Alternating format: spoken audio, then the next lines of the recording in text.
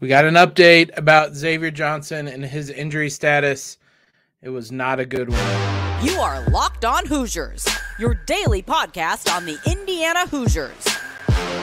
Part of the Locked On Podcast Network. Your team every day.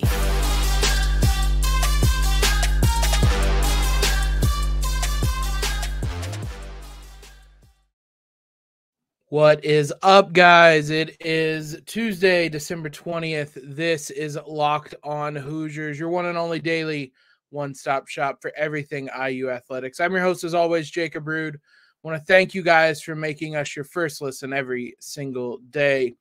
Mike Woodson's radio show came on Monday night, and with that came some information about Xavier Johnson, his injury status, and it didn't sound great. Hear the exact quotes that Mike Woodson gave. Like I said, it was on his radio show. I took these from Jared Kelly of Peegs because he seemed to have the most thorough one. Right now, we're still evaluating him. He's kind of day-to-day just to see where he is. We're still monitoring him. That sounded okay, but when he said day-to-day, the way I interpret it, because his next quote says something else, they're day-to-day until Wednesday when he will get a further evaluation, because he then says, quote, "We'll wait on X. If he ever gets a chance to come back, we'll know more on Wednesday." If I'm reading between the lines on this one, that's bad. That is not good. It didn't look, when you watch the play back, they showed it on replay a couple times, there wasn't a twist of the ankle. It wasn't, he rolled his ankle, somebody dove into him, it's a sprain, something like that. It kind of bent at a not even a weird angle necessarily, it just bent, and then he was in a lot of pain. I'm not going to speculate on the injury, but if you're talking, if he ever gets a chance to come back, that doesn't feel great. That really doesn't feel great. He said he's had to keep Xavier's head up because this is his last season and he's pretty down about it. Again, there are not a lot of positives from this kind of quote. You have to really hang on to that. He's kind of day-to-day just to see where he is, part of the quote, to really have some optimism, because otherwise it feels like this might be a more serious injury, maybe a broken bone or something along those lines that will keep him out for longer than a week or two. And I mean, that really shakes things up for Indiana. It's really hard to understate how important Xavier was. When he was at his best, Indiana was at its best. Nobody on this roster can get downhill and to the rim like he can. His speed was incredible. He still read the game tremendously well.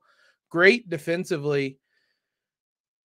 He obviously had a high variance between his best and his not best. And sometimes it cost IU, but it seemed like for the most part, he had kind of rounded a corner since late last season to becoming at least a consistent contributor. The shot may not fall every night, but he was still able to find teammates, make plays passing the ball, play very good defense, stuff like that, to where there was still a baseline that he was going to be someone that was going to contribute night in and night out. Losing that, really, that's a big, big loss for Indiana, because now you're losing kind of that baseline of contribution on the perimeter. And while you have someone in Jalen Hood-Schifino who can run the point and run the show, you lose the kind of safety valve you had there. And we've seen that Jalen Hood-Schifino can have these back injuries that keep him out for a week, 2 weeks. I don't think it was 2 weeks. It was 3 games. It was 10 days, I think, that he missed. And so we've seen that if that flares up, IU suddenly without point guards.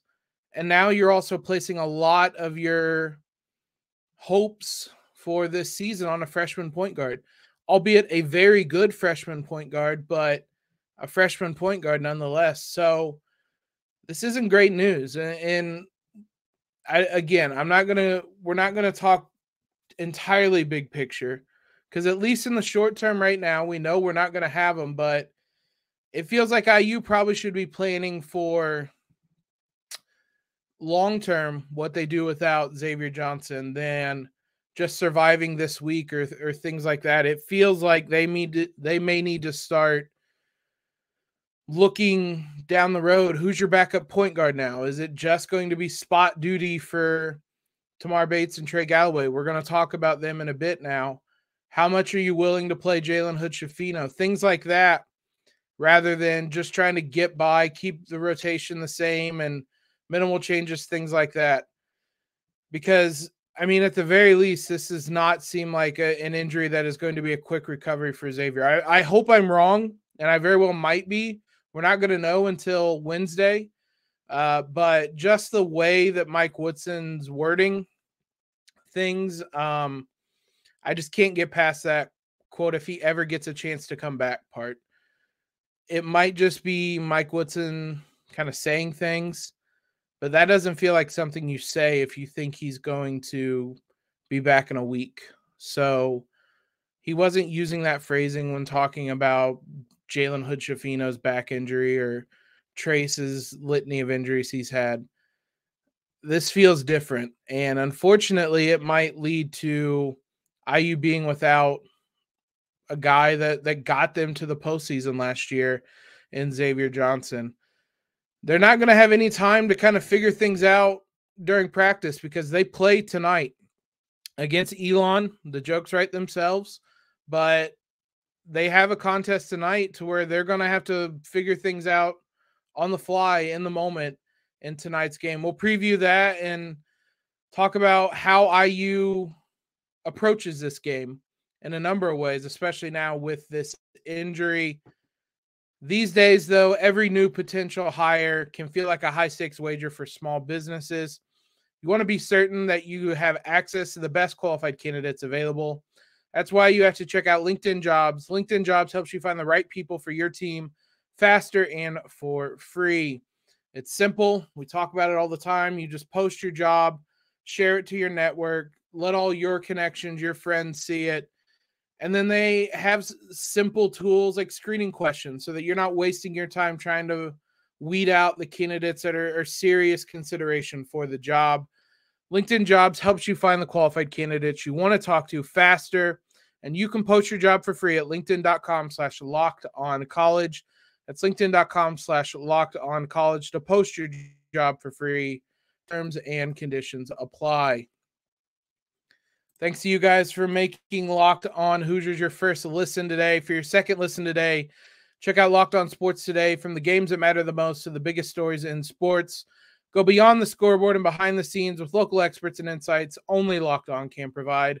Locked On Sports Today, available on this app, on YouTube, wherever you guys are listening to podcasts at, we are available there. Like I said, the Hoosiers face Elon tonight. It is a return to some easier competition. Tip-off is set for 7 p.m. in Assembly Hall. It will be on Big Ten Network. The first meeting between the two schools, if I'm being frank, Elon is bad. Based on KenPom, they are marginally better than Bethune-Cookman, who is the worst team Indiana's had on their schedule. They come in at 2-10.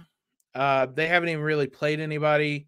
NC State's the only team inside the top almost 200, 150 that they have played, and they lost to them. Their wins have come against Erskine, who I don't even think is a D1 team, and Johnson and Wales, who is not a D1 team. So they don't have a Division I win.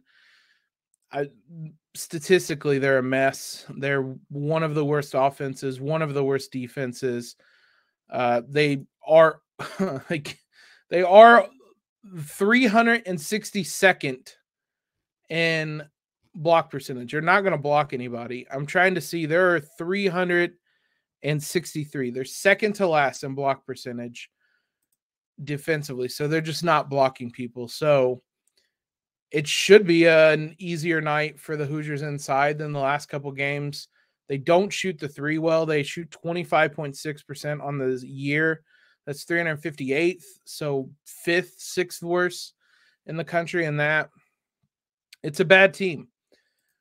So what does that mean for IU? This is obviously a chance to get things right, to get some of those positive vibes, that positive momentum back. It's interesting because it certainly felt like a demoralizing, frustrating loss for Indiana on Saturday. Mainly, I think because expectations are high for this team. We expect them to be Big Ten title contenders and ideally national title contenders. But the reaction from other places doesn't seem to be as extreme.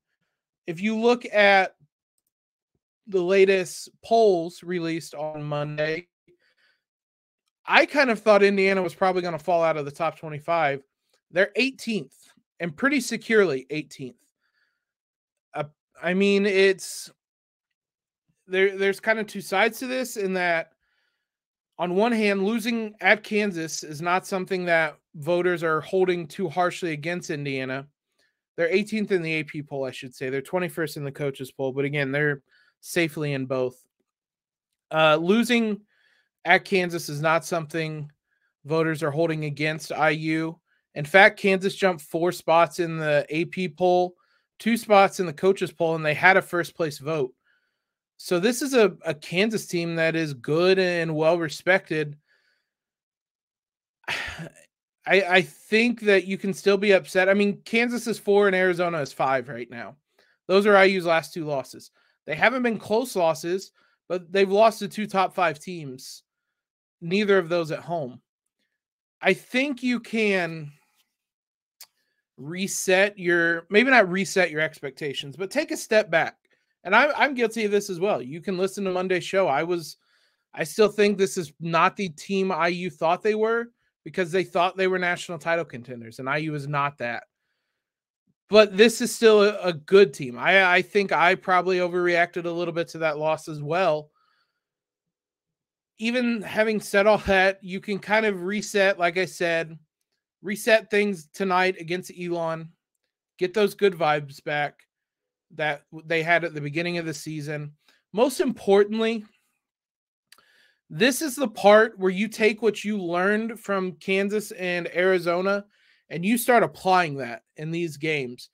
You see where things went wrong in those 2 games, what you need to do better. I've seen some video threads. I've seen various things that show Indiana had problems. They struggled in drop coverage with their guards getting over the screen. I wish I could. I'll try to find this as I'm talking. There was a video thread I watched on Tuesday morning that showed a lot of things. They struggled in drop coverage with their guards getting over the screen, which is imperative. If you're playing drop coverage as a big, the guard has to get over quickly. If not, you're playing 2-on-1 with the ball handler and the roll man, and you're stuck. You have that big stuck in no man's land. If you remember the play, DeJuan Harris comes off the screen and just kind of floats an alley-oop over the big, I think it was Race Thompson for a dunk. Those are the types of plays you get when Race basically has to choose between the ball handler and the big. He was splitting the difference, which is the best you can do. He contested it well, but when you're throwing a pass like that, it doesn't need to be close, and it wasn't close, but it was a wide open dunk. So it was stuff like that Indiana needs to be better at. There were various other things, like I said. IU really struggles at getting the ball inside to Trayce, and they need to do it more creatively, I think. That's been an issue. Like I said, I talked about it a lot yesterday in yesterday's show that they need to keep him more active. Part of that is not simply walking down the court and just looking and kind of faking these entry passes and then maybe throwing him the ball. There needs to be more decisiveness in this IU offense. If he's open, get him the ball and let him work, because the more time you spend looking around and faking passes and stuff like that, the more time you're giving the defense to get set and to know what's coming and be ready for it. If you're quick and doing things fast and getting the ball into the interior and forcing the defense to scramble, you open more things up. If you're standing there trying to get the perfect entry pass, it doesn't work like that. It was Zion Brown who had the thread. Shout out to him. He does play-by-play and color for WIUX and does some stuff for the Hoosier Net. So shout out to him. He had the thread that was really, really good. But there were a number of things like that he tweeted. It was a great thread. Go find it on his Twitter. But it's stuff like that. IU's going to have to take the things that they learned that they were doing wrong, basically, and start applying them in games like tonight. Be sharper defensively, be better offensively, attack gaps, various things. And we'll see how they do that tonight. This is a game you're obviously going to win, but I don't want more games where it's slow possessions. Like I said, 3 pump fakes before throwing it into Trayce, who backs a guy down a couple times and then throws it to an open man. And that's your entire offensive possession, because we know what that looks like. We know how you can do that. Start working on other things and figure out other ways to be more creative and getting Trayce open, things like that. That a lot of that falls on Mike Woodson too. He's not blameless in all this. He needs to get a little more creative with some of his philosophy offensively. We'll see how much everyone kind of applies some of that stuff tonight, but that's the first thing I think that needs to happen tonight. Let's talk about some other things that I'll be watching tonight, some more specific things on both sides of the ball. Let's get serious, though, for just a moment. Did you know that driving high is considered driving under the influence?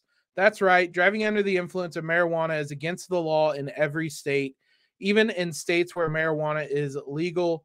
That means driving high could get you a DNI. And if you think law enforcement officers can't tell when you're driving high, you are wrong. Your friends can tell, your coworkers can tell, even your parents can tell. Everyone can tell. Everybody knows when you're high.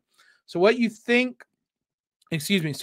you think that the law enforcement officers don't know you're driving high? Driving under the influence of marijuana can slow your response time and change how you perceive time and speed.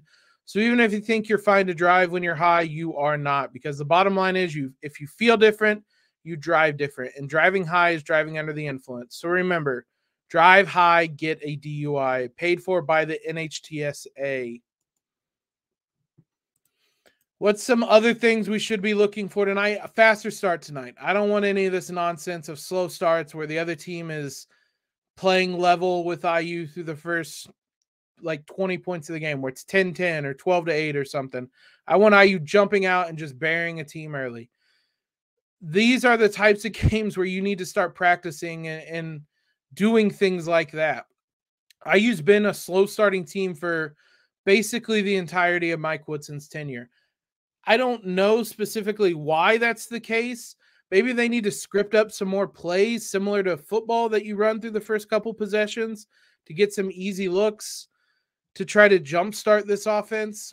I'm not sure of what the specifics are, but I don't want any of this 12-12 or 16-16, and then IU finally goes on a run. Because when you have starts like that against Kansas and Arizona, you fall behind by 20 points.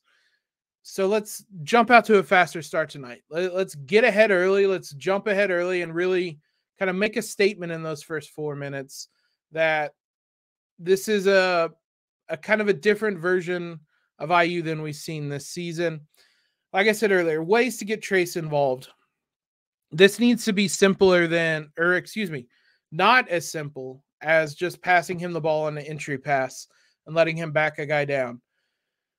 There needs to be other ways he gets looks. I think IU needs to run the pick and roll more. It was something that worked a lot last year. I'm not entirely certain why they haven't gone to it as much this year. Trayce has said he wanted to. I think IU needs to do more of it, especially it's going to get complicated now with only having one point guard and one guy kind of really able to get to the rim. It's going to cause defenses to be a little more compact. So maybe if you run the pick and roll, you're going to get some more open threes. But it's also a different way to get Trayce the ball. You can get him on those lobs, on those rolls to the rim. He has gravity as a roll man. We talk about gravity as 3-point shooters. And kind of when they're on the court, defenses have to know where they are. When Trayce is rolling down the middle of the court, everybody on that opposing team knows where Trayce is at. So that creates more open looks rather than him standing 12 feet from the basket, posting someone up. He has the attention of everybody, but he doesn't have the same gravity there because you can be in the opposite corner and know where he's at without kind of being worried of, oh, do I need to go down there and cut him off so he doesn't have a wide open alley-oop, things like that. Like I said, more than just entry passes to kickouts tonight. I'm not saying that's bad, and that's something you can kind of continue to work on, but I want more than that. I don't want all these possessions where they're just Trayce, Race, Malik just posting up and they get a double and they kick it out, and that's that. There needs to be more creativity offensively. Tamar and Trey developing is going to be really important now. That's important regardless if Xavier is going to be hurt long-term or not. I thought Tamar played well on Saturday. His box score didn't say that. When I say well, I should probably clarify that more as he's playing with confidence, which I didn't feel like he always had last season. I mean, statistically, he was 1 of 3 from 2 and 1 of 5 from 5. So being 2 of 8 is not playing well necessarily.